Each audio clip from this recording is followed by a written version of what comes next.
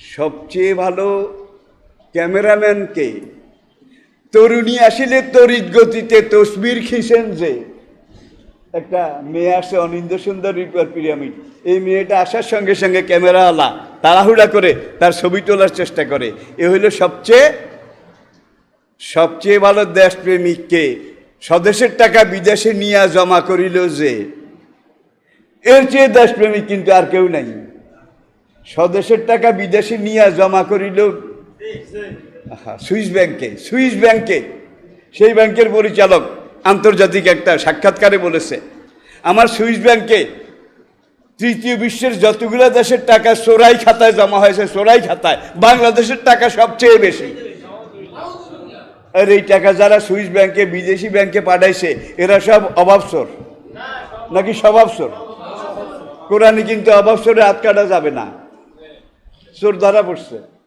এখন হযরত ওমর বলেন, আবু হানিফা রহমতুল্লাহ আলাইহির দুইজন শাগরিদের একজন কাজী আবু ইউসুফ, তিনি একটা বিধানশাস্ত্র মোহামেডান ল ফিকহের কিতাব লিখেছেন, কিতাবুল খারাজ। সেখানে তিনি ব্যাখ্যা দিয়েছেন, যারা অভাবসর, অভাবের কারণে চুরি করেছে তাদের হাত কাটা যাবে না, আর যারা স্বভাবসর, অভাবই নয়, তাদের হাত না কাটলে পুরা দেশ গোল্লায় যাবে। আবার দেখুন জেনা, দুইজনে জেনা করেছে।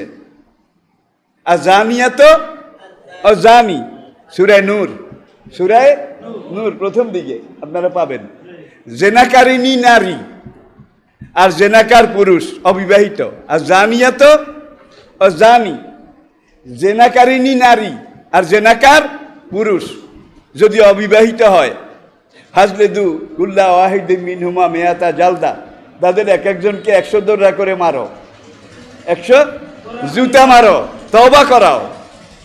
তওবা করাইয়া। আর জানি লাইয়ান কেহু ইল্লা জানিয়াতান, যেই যুবক যেই তরুণীর সাথে জেনা করেছে তার সাথে তার বিয়ে পড়াইয়া দাও। কারণ তুমি এটাকে উচ্ছিষ্ট বানিয়েছে, এটো করেছো, আইনটা বুঝেন, আইনটা তোমার ভালো লাগছে এই জন্য গেছো, আইনটা করছো, তোমার আইনটা আরেকজনে খাবে না। কি যুক্তি? তোমার ভালো লেগেছে, তুমি ওর সাথে ব্যভিচার করেছ, এখন শরীয়ত বিধান বলে 100 দৌড়া মেরে তওবা করাইয়া তারপরে এই জেনাকার আর জেনাকারী অবিবাহিত এদের বিয়ে পড়াইয়া দাও। মারণের কথা কিন্তু কয় নাই।